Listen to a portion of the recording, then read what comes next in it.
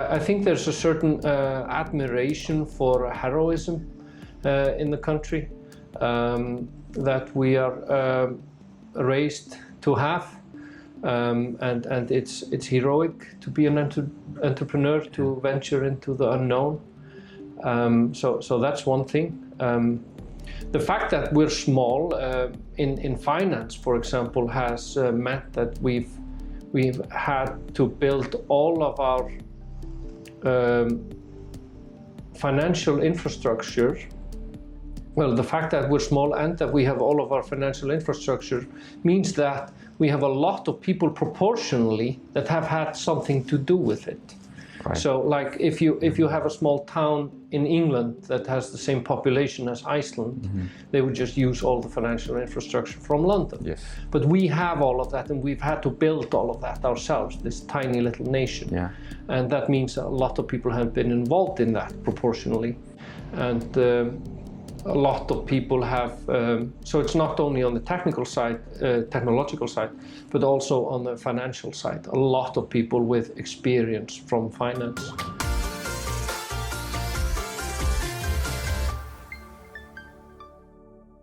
Gulli, thanks so much for having us here, for welcoming us, and for taking time to speak to us. Thanks for coming. Yeah, no, it's been great. We've loved Iceland, and everyone's been really welcoming, and it's been great really engaging with the ecosystem, so we appreciate the opportunity. Just before we start, tell us a little bit about who you are and what you do. I am the CEO and founder of the Fintech Cluster here in Reykjavik, Iceland. We founded it 3.5 years ago on one desk.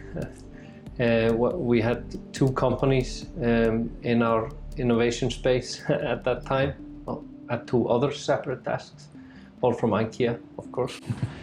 And and what we've been doing since then is we've been building the community and the ecosystem, helping the ecosystem, connecting people all over.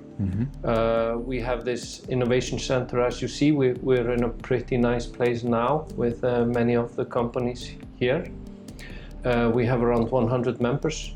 We have all sorts of events, meetups and conferences of all sorts. Then, of course, we have delegations. For example, we're going to have a delegation to Nordic Fintech Week now. So, and we connect as the other clusters or the other hubs do in the Nordics with the other Nordics, which is very important for us. Right. So, yeah, this is what we do. We do a lot of ad hoc stuff. We speak with the authorities, for example, if something needs to be done to pave the way for innovation. We connect people with investors, we connect them with buyers of their services and anyone else. We have a mentor network where we're helping startups. So yeah, we just do just about anything that we can to help. Okay.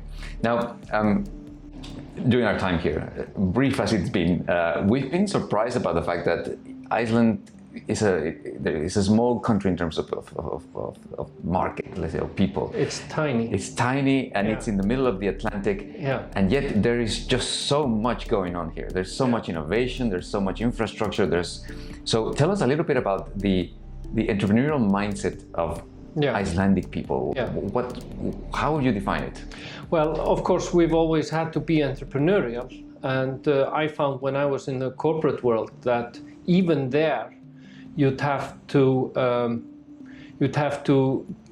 do a lot of different jobs. You couldn't specialize as much as you could perhaps in other countries, because there's just fewer of us.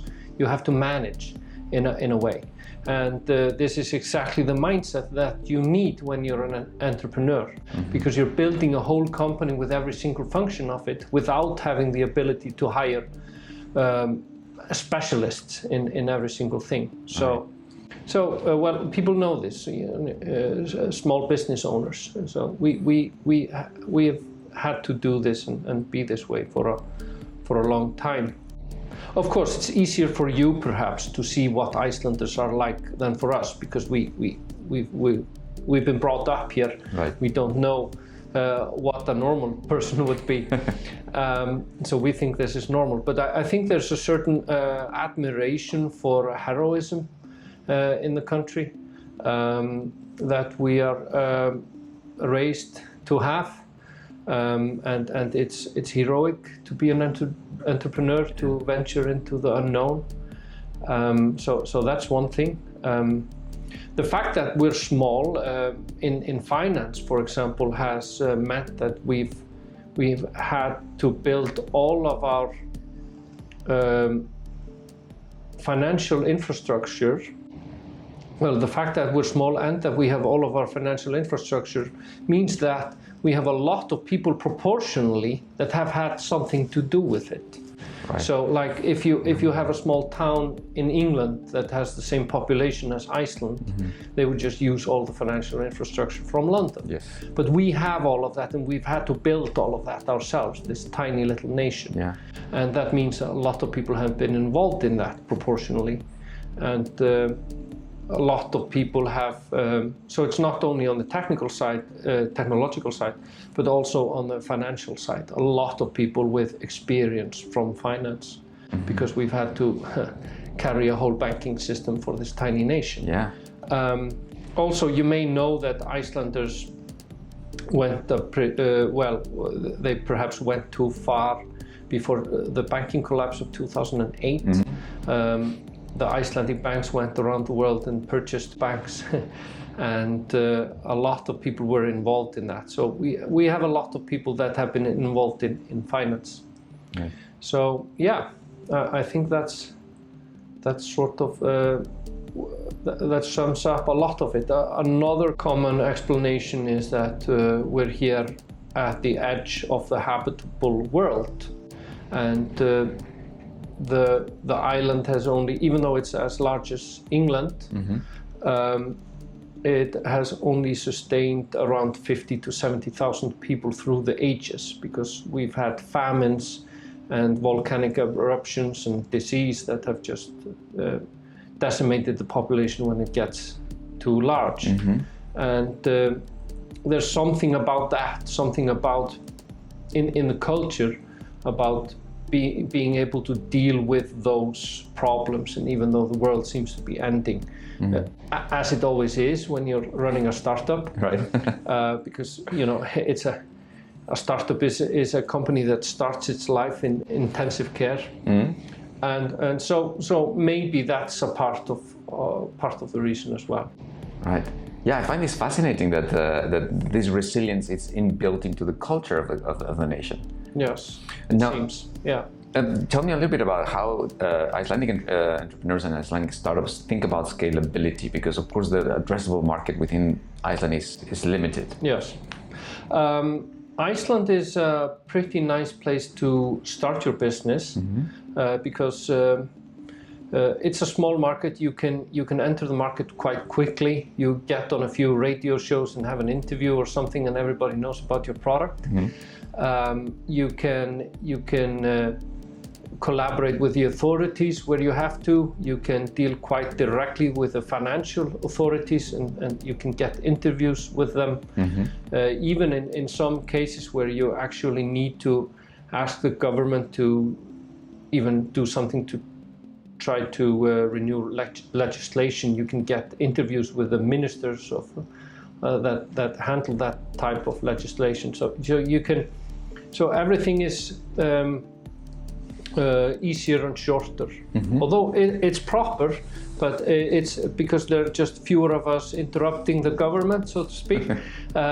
We get more attention, and of course that can also be a bad thing when there's sort of cronyism. But I don't think that's more here than in other countries.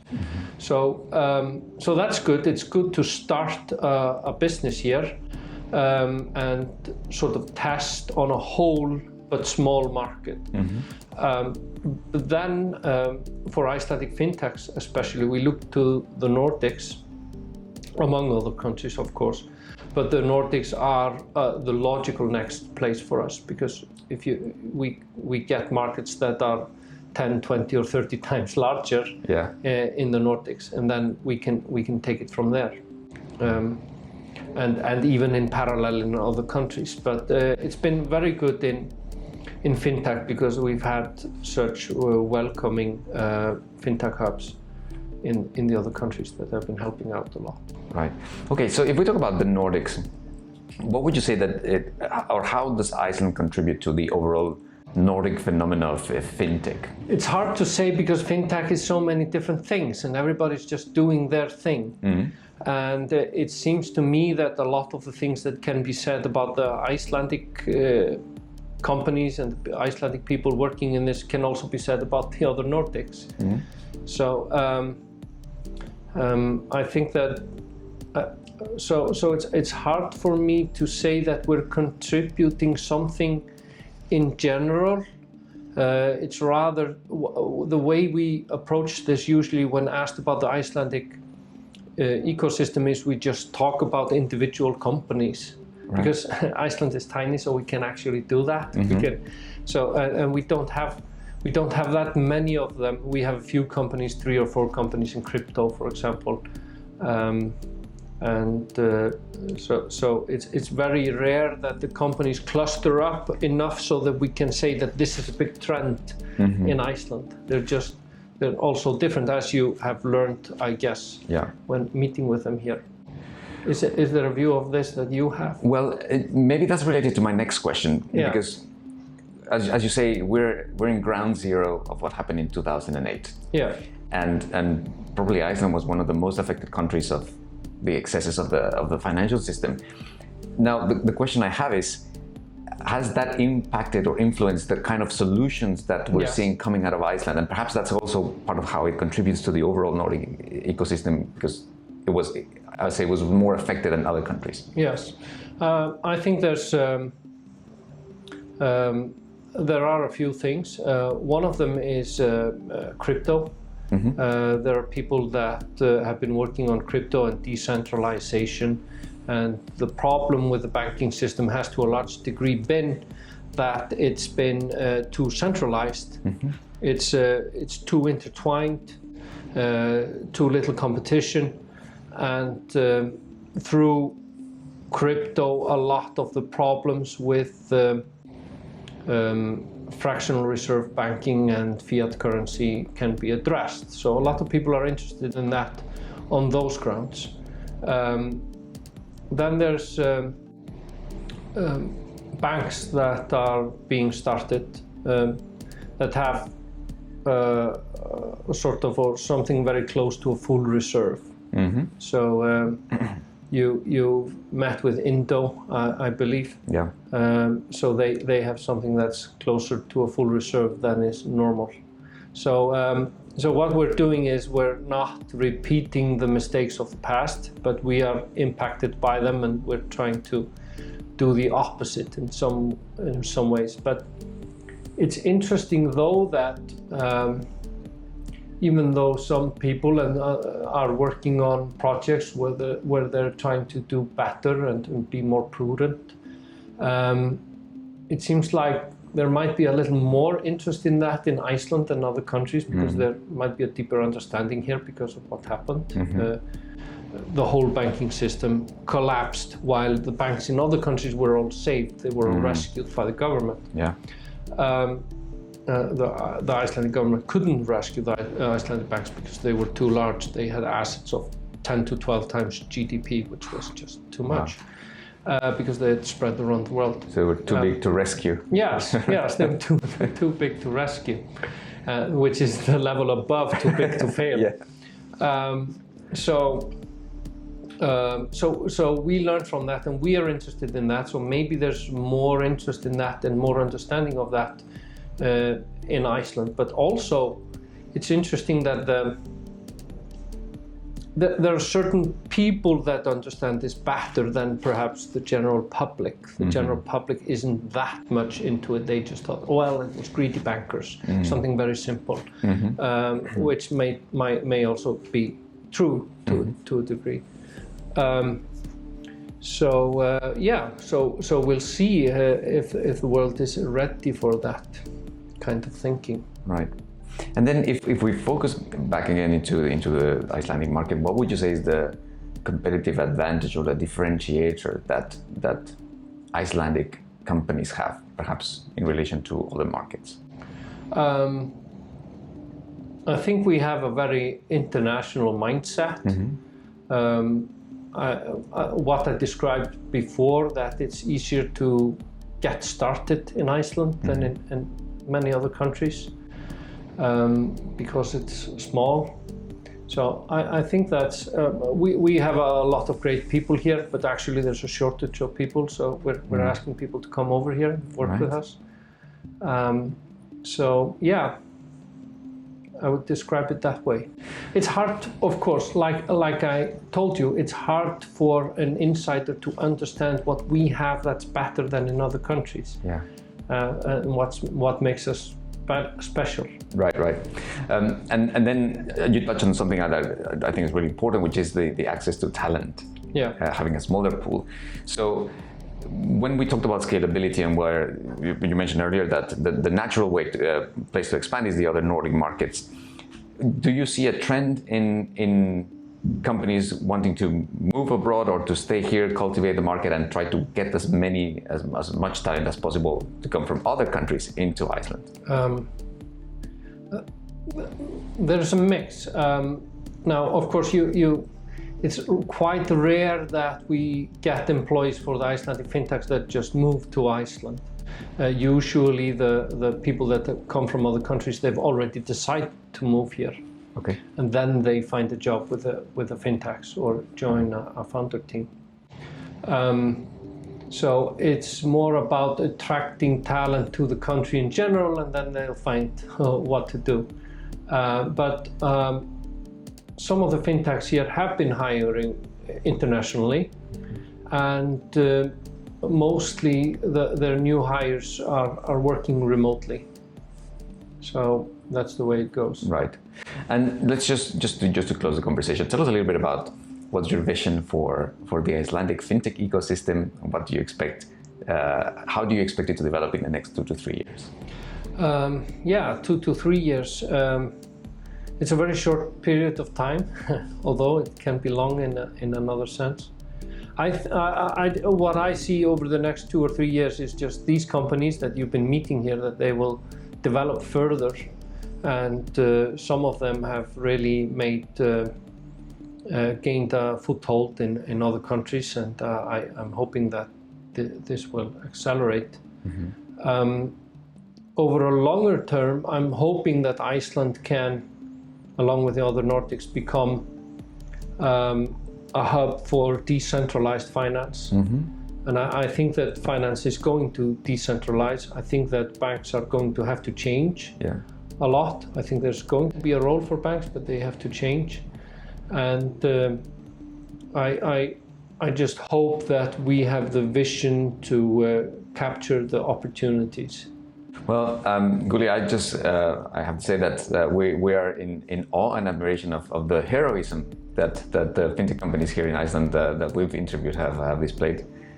We're really rooting for you. We've been really blown away by some of the innovation and the ideas that they're bringing to market, and the conviction with which they're launching their thinking is we haven't seen that before. So we're really excited to see what comes out of Iceland, and we thank you for the opportunity and for introducing us to all those companies and giving us a taste of what Iceland is producing in terms of fintech. Thank you. Thank you very much.